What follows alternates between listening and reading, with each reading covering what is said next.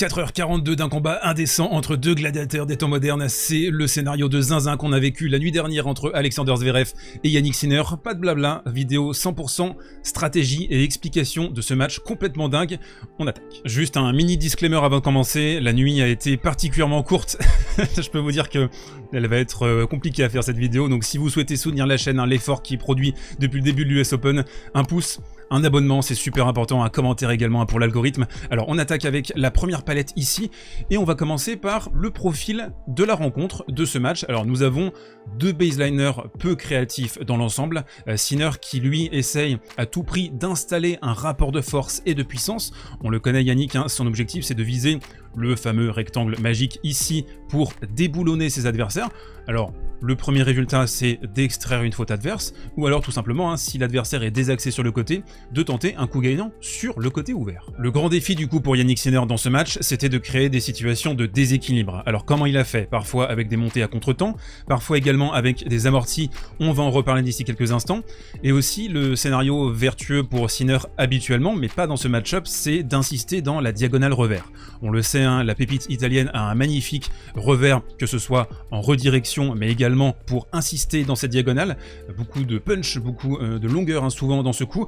Le problème c'est que ça tombe sur le revers, hein, de Alexander Zverev qui est son coup fort, donc il a pu résister à l'échange, et on le sait également, hein, dès que tu essayes de rediriger sur un rallye avec Zverev, il a une allonge et une couverture élite. Et on a tout de suite compris dans cette partie qu'il y aurait une impasse stratégique pour Sinner pour essayer de déboulonner Alexander Zverev, parce que Zverev il est très à l'aise à 3-4 mètres de la ligne de fond, il est capable de souffrir dans ces conditions pendant 2, 3, 4, 5 frappes, de faire l'essuie-glace, il est très fort, très régulier dans ce secteur. En fait à la base c'est un peu son péché originel à Zverev, de camper à 3-4 mètres, de faire des ronds, d'attendre la faute, et sur un joueur peu créatif comme Sinner, eh bien c'est plutôt positif finalement. Yannick dans ce scénario il est coincé, il est obligé de créer, il est obligé de proposer des choses différentes, mais c'est pas son ADN tennistique. Alors on l'a vu, hein, déjà contre Stanislas Wawrinka, envoyer des amortis, il a aussi fait beaucoup dans cette partie. On avance de 50 cm, on se met juste devant la baseline, ce qui nous donne un confort supplémentaire, hein, pour pouvoir pratiquer cet amorti. On le voit, hein, le Z qui est à 3 mètres de la ligne de fond, qui va être forcément trop court ici pour rattraper la balle. On a aussi 8 montées en moyenne par 7 pour Sinner dans cette rencontre, mais pour éviter les problèmes qui vont subvenir après, il aurait dû encore davantage monter, je pense, peut-être monter 15, 16, 17 fois par 7.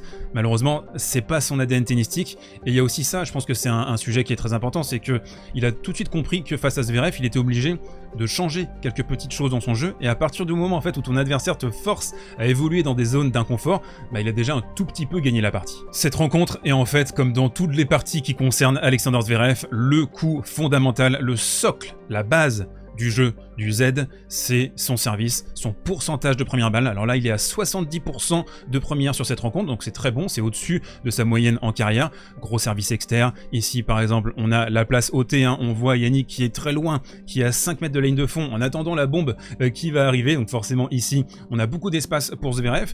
Pour éviter aussi la fébrilité, on l'a vu faire des doubles fautes sur des balles de break, donc vraiment ça c'était très important, et je trouve qu'il a très bien servi sur l'ensemble de la partie globalement. On a parlé stratégie, parlons désormais du match de manière concrète. Vous le voyez ici, nous sommes à 1h26 de jeu, et Jannik Sinner est déjà en train de craquer physiquement. Il y a un set pour Alexander Zverev, vous le voyez, le premier 6-4, et on se retrouve à 3-0, et on a un MTO à ce moment-là, hein. Il y a le kiné qui va passer sur le court, et qui va masser la cuisse gauche de Sinner, avec une tension, une raideur, qui va préfigurer les crampes qui vont arriver quelques minutes après, et là je vous montre, hein, vraiment un tweet très important de Jeu 7 et Mat, les 5 matchs les plus longs de la carrière de Jannik Sinner, il les a tous perdus. Et ça c'est très important aussi pour vous, pour comprendre la carrière de Jannik Sinner, qu'est-ce qui le bloque dans les accès à une finale en Grand Chelem, et sur un format comme ça très long en 3-7 gagnants. Vous le voyez, hein, il a perdu ce match fou cette saison contre Altmaier en 5h26, contre Alcaraz également avec une balle de match à l'US Open 2022, 5h15.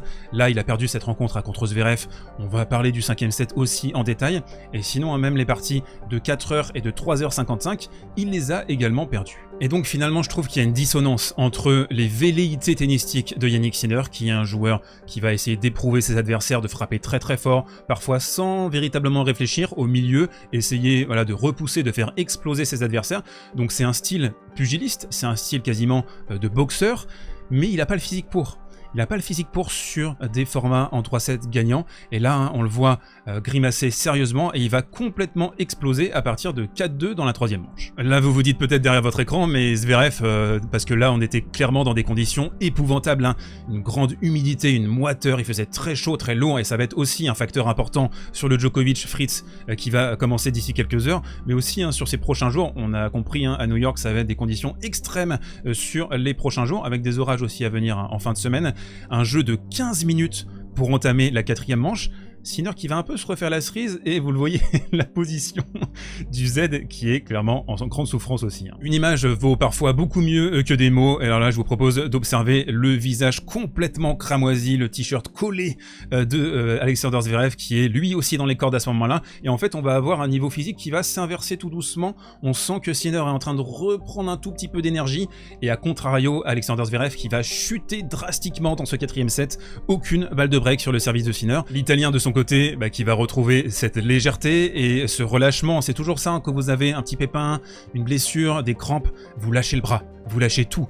Et là il va faire l'essuie-glace, c'était horrible à regarder, franchement, la peine pour, je trouve, Alexander Zverev hein, qui s'est débattu, qui était à 4 mètres de la ligne de fond, qui essaie de renvoyer ça, et Sinner qui va faire exploser dans cette séquence et dans ce jeu Alexander Zverev qui va commettre même une double faute hein, pour concéder le break. Je vous parlais d'un combat physique, d'un combat de boxe, et c'est ce coup ici, cette réalisation qui va vraiment l'illustrer à merveille, je trouve. Un coup droit d'Alexander Zverev dans cette séquence, il va basculer à 3-0 hein, dans la cinquième manche, et Sinner qui va exploser physiquement complètement hein, ici, qui va s'écrouler après avoir essayé de défendre sur son côté. Zverev donc qui va réussir à mettre le couvercle dans cette cinquième manche, et un joli respect bien sûr à la fin de cette partie. Beaucoup de respect bien sûr pour la performance de Jannik Sinner, hein, j'ai trouvé très combatif, gladiateur à partir de la troisième manche. Il était clairement dans les cordes, il le sait en plus, hein, il a des limites techniques, il a également sur les longs matchs un déficit physique, et moi voilà, je pense que c'est un match qui doit faire comprendre à Sinner que l'évolution, même s'il a remporté Toronto en Masters 1000 en 2-7 gagnant,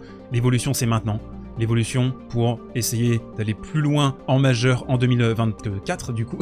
Et voilà, je pense qu'il y a clairement quelque chose à faire à ce niveau-là, il y a une dissonance dans son jeu qui est manifeste. Et la question aussi que je vous pose dans les commentaires, c'est est-ce que on aime voir ça?